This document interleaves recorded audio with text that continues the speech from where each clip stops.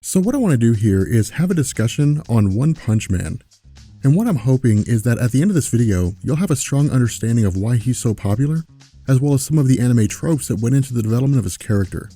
However, as we get into this, something I want to do is shift our initial focus to Japanese culture and the history of anime and manga as a whole. So in truth, the concept of manga has its roots in both pre-World War II and post-World War II Japanese culture. What I mean here is that historically, artistic renderings within Japanese society date back as early as 40,000 years before Common Era, during the Mesolithic Jomon period, with most of these paintings depicting the view of the world through the eyes of these primitive societies, focusing more on nature rather than people itself. However, with the advent of organized religions like Buddhism, the rise of the early ruling dynasties, and the varying levels of exploration, these primitive illustrations of nature gave way to a combination of social and governmental critiques, depictions of wartime conflict, and religious themes, all of which were reflected in the differing styles of art ranging from the Yayoi, Heian, and Edo periods. Furthermore, during the Meiji era between 1868 and 1912, which saw Japan moving away from being an isolated feudal society and toward its modern form, Japanese society began to gain more and more exposure to the political cartoons of France and England, meaning that during this time, the concept of manga came into existence as a series of short stories. Where these various forms of manga could be used as both a means of storytelling as well as a financial bargaining chip among those societies looking to barter knowledge of Japan's reclusive nature, because manga proved to be so popular, it became an influential part of Japanese society, allowing for more complete stories that involved both words and pictures, allowing for depictions of historical heroes in combat or exercising religious actions. Conversely, while pre-World War II Japan was still relatively isolated, following the conclusion of World War II and the signing of the Japanese Instrument of Surrender on the USS Missouri, a condition of the treaty and subsequent US censorship policies was that Japan would not be allowed to glorify war or its military. This, combined with Article 29 of the Democratic Japanese Constitution, which established further censorship on the varying forms of media, meant that artists and creators in Japanese society had to find more creative ways to express their art without running into legal issues. To this end, the first modern-day mangas are believed to have appeared in April of 1946 and 1952, with Michiko Hasegawa's Saze-san and Osamu Tezuka's futuristic story Mighty Atom respectively. Finding its inspiration in the advent of American superheroes from the Golden Age, Mighty Atom combined elements of American comics with Japanese themes and centered on a young android named Astro Boy finding his place in the world by fighting crime and injustice.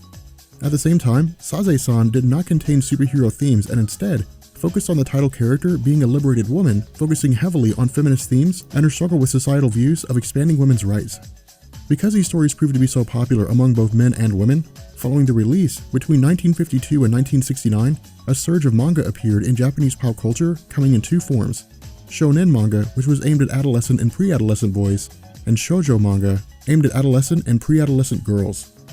Now, during this renaissance of manga, anime also found its foothold in Japanese society as a source of entertainment designed for audiences of all ages, rather than Western forms of animation, which are primarily geared towards children. Where the art forms that led to the advent of modern manga date back thousands of years, the precursor to anime came as a branch off of traditional forms of art involving the idea of pictures moving in sequence and telling a story. Where these early forms of animation were ad hoc in that the pictures were specifically arranged to tell a particular story, which was narrated by a presenter and accompanied by music, during the Great Depression of the 1920s, which originated in the United States but affected global economies, men from across varying professions were left without work, turning to multiple forms of employment to make ends meet. As such, these early forms of animation became heavily popular as a source of income, but because competition was so stiff due to the high unemployment rate, much like the consequence of censorship in manga in the 1950s and 60s, those looking to find a niche for themselves in the fledgling anime community were forced to evolve the genre in an effort to stay viable. To this end, between 1928 going into the mid-1930s, primitive forms of animation began to surface involving the differing views of traditional Japanese culture and modern Japanese culture. However, the problem faced by these creators was that Disney was on the upswing with their various short films like Steamboat Willie, meaning that Disney was already producing quality animation, while Japanese animators were only then getting into the industry. Furthermore, the artistic choice of these creators was virtually stamped out during the 1930s, leading into World War II, when Japan's imperial government began to shift its focus from allowing free expression of creativity to censoring all forms of media that did not coincide with the idea of Japanese nationalist views. Because the nation was swept with a myriad of propaganda following Germany's invasion of Poland in 1939 and the official start of World War II, when the war began, these various animators found themselves employed by the state with a nearly unlimited budget. What this meant was that where they were unable to create stories of their own design, it did grant them the opportunity to hone their skills and expand the animation market within Japan itself, meaning that when the war ended, anime saw an uptick in popularity around the same time as manga in the 1950s and 1960s. As an example, in 1958, the first full-colored animated feature film was titled Hakujaden, or The Tale of the White Serpent, and was produced by Toei Animation. Because Disney had already established itself as a premier animation studio with Snow White in 1937, Toei Animation modeled Hakujaden after Disney themes with the inclusion of musical numbers and animal sidekicks. Where this continued to be the trend for the next several years, in 1963, the Astro Boy manga was adopted to an animated feature. By combining the successful themes of the manga with a form of animation that differed from Western styles, Astro Boy creator Osamu Tezuka effectively created a template for modern-day anime with the inclusion of sophisticated cinematic effects like panning shots to create background motion, as well as shifting visual focuses from background to foreground.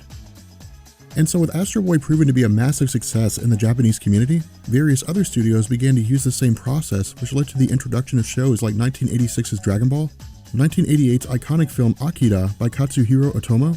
and 1992's Sailor Moon.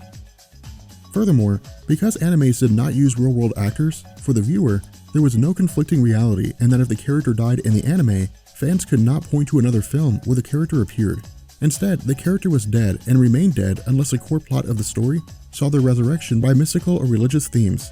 As such, with the core of anime focusing on the story and character development, viewers found themselves immersed in the intensity and emotional form of the TV show or the film. Now, having said all of that, in an October 2015 interview with My Anime List, One Punch Man creator One had stated that the influence for the series came out of the hard-hitting and fast-paced nature of shows like Dragon Ball Z and Naruto. Because these shows centered on over-the-top fight scenes involving characters with insane amounts of power, their popularity led to a series of tropes poking fun at the nature of these shows, their impossibly powerful heroes, and intense characters. Looking to create a story that offset these tropes by acting as a parody, One Punch Man quite literally serves as the Deadpool of the anime world, and then while he doesn't have a dark humor, his popularity is rooted in the idea of traditional animes taking themselves too seriously. To this end, One Punch Man was released in 2009 as a web series, and in its original creation, was actually mediocre regarding its art. However, because most manga fans prefer mediocre art with good storytelling to good art with mediocre storytelling, the series proved to be popular among inner manga groups. Now, having said that, what I want to do here is take things a bit out of continuity and actually jump to issue number 2 of the series, which focuses on the origin of One Punch Man, leading into his first battle. With the second issue titled Crab and Job Hunting, the story takes place 3 years prior to the first issue and establishes the basis of how Saitama became One Punch Man. Opening up with Saitama encountering a giant crabman, the indication is that Saitama should be fearful for his life due to the appearance of this individual. In addition to this, we're told that this monster is named Crablante, who was formerly a normal human, transformed into his current state by eating too much crab.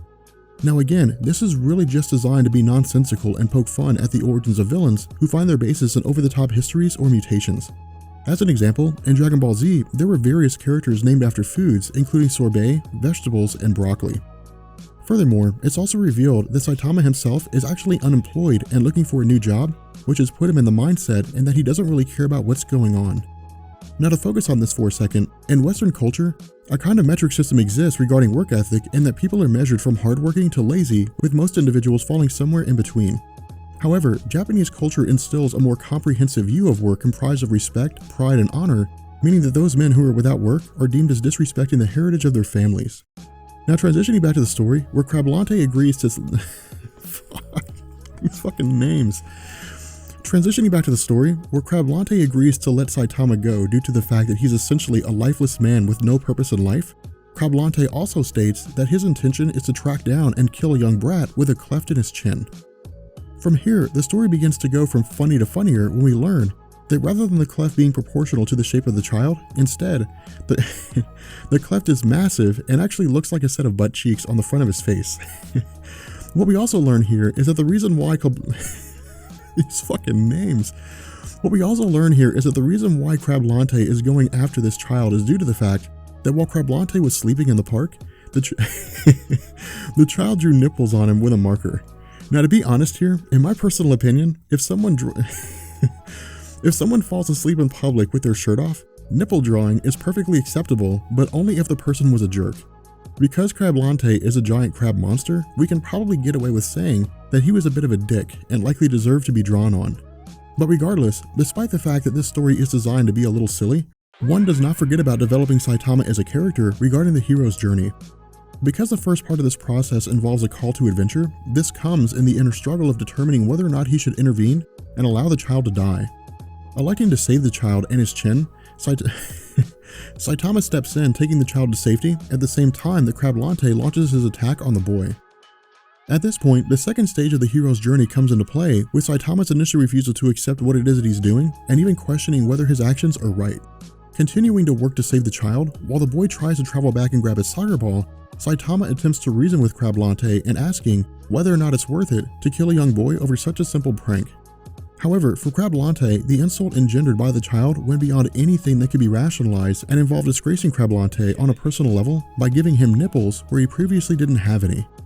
Now, one of the reasons I enjoyed this part of the story so much was because this was literally a monster losing its mind and freaking out about having nipples drawn on it. This particular bit is actually designed to parody the intensity of most animes and mangas regarding the over-top emotions of their characters regarding their screaming and their shouting. But from here, Saitama draws the attention of Crablante by poking fun at him a bit and saying that Crablante reminds him of a villain that he knew from an anime that he used to watch. Now, on its face, where this seems to be a little nonsensical, the greater goal of Saitama is to take Crablante's attention away from the child and focus it on himself. What's also interesting here is that where heroes normally undergo the process of intense training with some kind of mastery of mysticism or martial arts, Saitama doesn't do any of that. Instead, we're told that ever since he was a child, he had dreamed of being a superhero who would defeat his villains with one punch. Drawing on that desire here, Saitama simply becomes One Punch Man by force of will, resulting in the defeat of Crablante with a single hit to the face, knocking one of his eyes out in the process. Now, following the first two issues of One Punch Man as it was drawn and released by One, between 2009 and 2012, the series received over 7 million hits, proving itself to be highly popular among the manga community. As a result, One Punch Man was inducted onto the roster of titles featured on the Young Jump website, an online counterpart to the weekly Young Jump magazine released by Shueisha Publishing Company, which has been running since 1979, featuring various forms of manga geared towards adolescent boys. With renowned manga artist Yusuke Murata taking over the artist's duties, the series immediately went viral, garnering over 20,000 hits per day on the Young Jump webcomic site, with 10 million total views between April of 2012 and January of 2013. As a result of its popularity, One Punch Man began syndication with Weekly Shonen Jump under Viz Media, which focused on manga geared towards teenage boys. This, combined with the series being translated to English for non-Japanese speaking cultures, meant that the viewer base expanded even further, leading to One Punch Man quite literally becoming a staple of both pop culture and manga as a whole. As a result, on April 4, 2015, the series was adapted to an animated form and circulated by Madhouse, an animation studio based out of Tokyo, Japan, which syndicated the series across a multitude of mediums, including local Japanese television stations, as well as international websites like Hulu, while providing subtitles for non-Japanese speaking cultures. With that being said, we're going to bring this video to an end, and you guys won't know this by the time this video actually comes out, but it was so difficult to record this because of the names. Because I don't speak Japanese. But let me know down in the comments section whether or not you guys enjoy One Punch Man, and I will catch you all later. Peace.